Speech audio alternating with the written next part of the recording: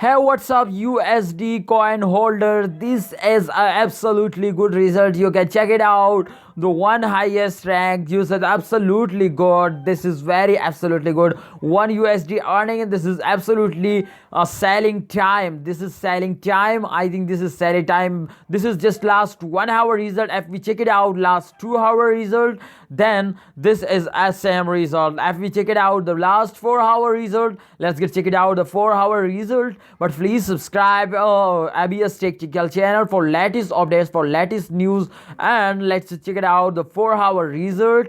Alright guys, this is losting, very losting, absolutely not good, not earning, not absolutely good.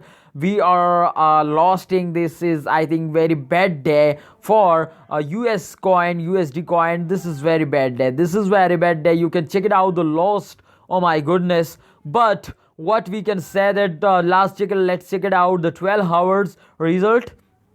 Oh my god.